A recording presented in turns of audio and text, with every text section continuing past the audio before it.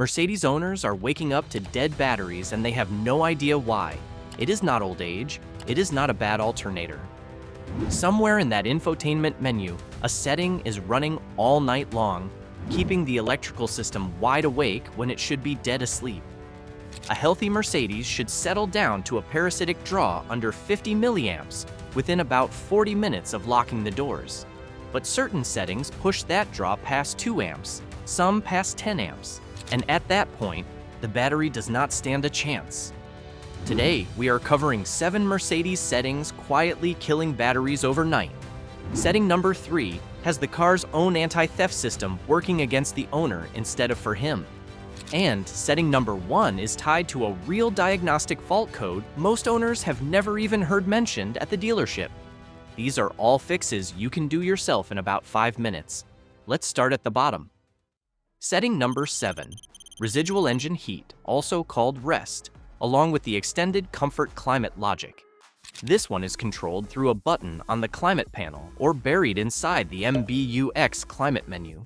When you activate it, the system pulls leftover heat from the coolant to warm the cabin after you have already shut the engine off. Sounds like a nice touch on a cold morning, and when it works right, it is. Here's the problem. The air conditioning module acts as what techs call a network master on the vehicle's LIN bus, and it commands an auxiliary water pump along with the blower motor, which acts as a slave module to run. Under normal conditions, it shuts off on its own after about 30 minutes. But if that control unit gets corrupted, it can fail to send the shutoff signal. The blower motor keeps running, pulling anywhere from 3 to 10 amps continuously. That is not a small trickle, that is enough current to hollow out a battery in a single overnight sit. On top of that, a faulty AC module does not just leave the blower running, it can also wake up the entire interior network several times an hour on its own. Each of those wake cycles causes another current spike, and those spikes can hit anywhere from 6 to 10 amps. String enough of those together over an 8 to 12 hour stretch, and you are looking at 30 to 50 amp hours pulled straight out of the battery. That is a huge chunk of a battery's total capacity gone by sunrise, for a feature that was only supposed to run for half an hour. Before you lock up for the night, check that the rest indicator light on the climate panel is actually off. Then go into Settings, Climate, Extended Climate Functions, and shut off any automatic residual heating or post-run ventilation option you find in there. If the blower still runs on its own after all that, get the AC control unit and the LIN bus fan module looked at. That is not a settings problem anymore, that is a hardware fault, and it needs a real diagnostic check to clear it for good. Before we get to the next setting, if you want a more in-depth look into how your BMW or Mercedes can last 100,000, 200,000, or even 300,000 miles, these ebooks reveal the exact maintenance secrets and brand-specific strategies that every BMW or Mercedes owner should know. If you want to check them out, the link is down in the description below. Setting number 6, automatic MBUX software updates, also known as over-the-air updates. This one is turned on from the factory, whether you asked for it or not. The idea is convenient enough. Your car checks in with Mercedes servers on its own and downloads new software while you are not even using it. But that means the cellular transceiver inside the telematics control unit has to stay active in the background, just sitting there, listening, running on constant terminal 30 power. When it finds an update, and these can run anywhere from 1 gigabyte to over 10 gigabytes, the high-performance computer running the MBUX head unit stays fully powered up during the download and verification process. That is a real draw of 2 to 5 amps, not some tiny trickle you can ignore. Now park that car in a parking garage, a rural area, or anywhere with weak cellular signal, and the telematics module does not just give up. It keeps retrying the connection over and over, trying to finish that download, and that constant retry cycle is what keeps the central gateway from ever letting the car's networks go to sleep. A stalled or corrupted download loop holding a steady 3 amp draw will pull 36 to 54 amp hours out of a fully charged 95 amp hour AGM battery in 12 to 18 hours. That drops its voltage right below the critical 11.8 volt starting threshold, leaving you completely stranded. This is not a rare edge case either. It is common enough that it shows up repeatedly in cases where owners park in underground garages or weak signal rural driveways, since that is exactly the environment that traps the module in a retry loop. The fix is simple. Go to Settings, System, Software Update, and switch automatic software updates to off. Handle updates manually while the engine is running, or while the car is hooked to a proper battery tender that can hold a constant 13.5 volts throughout the update. Setting number 5, the keyless go proximity system and the constant key fob ping loop. Your Mercedes has low frequency and radio frequency antennas built into the door handles, the center console, the trunk, and even the bumpers, and they are always listening for your key. When that fob is within about 15 to 30 feet, or roughly 5 to 10 meters, the car and the fob go back and forth talking to each other constantly. The car sends out a low-frequency ping, the fob answers back on radio frequency, and that back-and-forth handshake is how the car knows to unlock the second you grab the handle. Convenient, sure, but if your keys are hanging on a hook just inside the house, sitting on a table near the garage wall, or sitting in a jacket pocket in the mudroom, that conversation between car and fob never stops, sometimes even passing straight through drywall. This creates two separate problems. First, it burns through the little coin cell battery inside your fob, usually a CR2025 or CR2032, way faster than it should, sometimes draining it completely in a matter of weeks instead of the year or two it's built to last. Second, and this is the bigger issue for your wallet, it keeps your car's door control modules, the SAM modules, and the body control module drawing 150 to 500 milliamps continuously. That is enough current on its own to keep the whole car from ever reaching that deep sleep state under 50 milliamps. In extreme cases, this back and forth ping loop can cause the vehicle to cycle through wake and sleep states dozens of times overnight. Every single one of those wake events pulls a little more out of the battery, and it adds up fast when it is happening, while you are asleep and unaware. The fix takes 2 seconds. Press and hold the lock button on your fob, and while holding it down, press the lock button twice in quick succession, or on some key generations, simply double-click the lock button. You'll see the red LED flash once briefly, then one long flash, confirming the fob just went into deep sleep and stopped broadcasting. Store your keys at least 20 feet from the car, or better yet, keep them inside a metal container or a signal-blocking Faraday pouch. Just know that pressing any button on the fob wakes it right back up. So this isn't a permanent fix. It's a habit you need to build every single night. Setting number 4, the MBUX integrated dash cam and parking surveillance mode. If your Mercedes came with the factory dash cam option, or you had one hardwired in aftermarket, this one applies to you directly. When you shut the engine off, the camera doesn't fully power down. Instead, it drops into an event-based standby state, where internal G sensors and image processing chips keep monitoring for a physical impact or optical motion around the vehicle. That standby draw runs 250 to 450 milliamps, which doesn't sound like much until you do the math on it. Over a 12-hour overnight period, a steady 400 milliamp load pulls close to 4.8 amp hours straight out of a battery that is supposed to be resting. Now, factor in cold weather, which can cut usable battery capacity by up to 30%, or an older AGM battery that has already lost some of its punch. That 4.8 amp hour hit lands a lot harder on a weakened battery than it would on a fresh one. If the cutoff voltage on your hardwire kit or MBUX setup is set low, say around 11.8 volts, the camera will keep drawing power right down to a level that leaves the battery without enough cold cranking amps to start the engine the next morning. By the time the system finally cuts power, the damage is already done. This is exactly the kind of drain that gets misdiagnosed as a bad battery, when the battery itself tests completely fine. It just never gets the chance to hold a full charge because something is drawing on it all night long. Here's how you fix it. In your parking surveillance settings, switch it to impact detection only instead of continuous motion monitoring, so the image processor stays powered down until an actual physical shock is registered. If you're running an aftermarket hardwire kit, raise that cutoff threshold from 11.8 volts up to 12.2 or 12.4 volts. Set an auto shutoff timer so the camera isn't recording for 6 or 8 hours straight.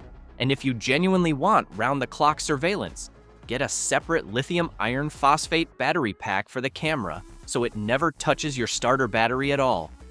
Setting number 3. The Guard 360 Anti-Theft Package, specifically the interior motion sensors and tow-away alarm.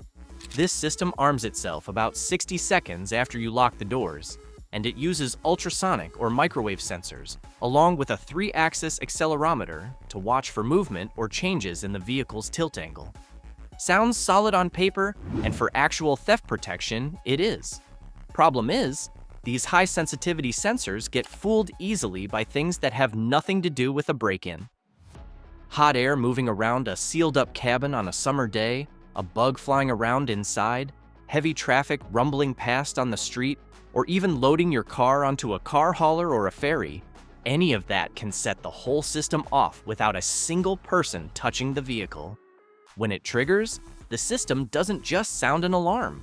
It wakes up the entire interior CAN bus, turns on the exterior lighting, powers up the telematics domain controller, and starts snapping interior and exterior photos to upload straight to the Mercedes-Benz app.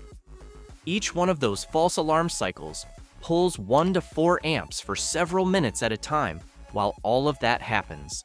String enough of those false triggers together overnight, especially if the car is parked somewhere with unstable conditions and you've got a legitimate drain problem on your hands. This is a genuinely frustrating one for owners, because the system that is supposed to be protecting your car from thieves ends up being the exact thing killing your battery before a thief ever gets the chance to try anything. The fix is straightforward.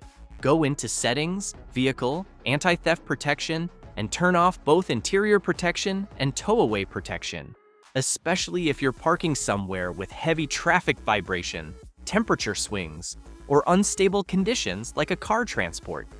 If the car is sitting for an extended stretch, longer than about 5 days, just switch over to standby mode instead and let the whole system power down properly, rather than staying half-armed and vulnerable to false triggers. Setting number 2. Pre-entry climate control with a scheduled departure time. This one is common on EQ electric models, plug-in hybrids, and 48-volt mild hybrid gas models. You set a departure time, say weekdays at 7:30 through the MBUX climate menu or the Mercedes-Benz app, and the car automatically starts conditioning the cabin up to 50 minutes before you're supposed to leave.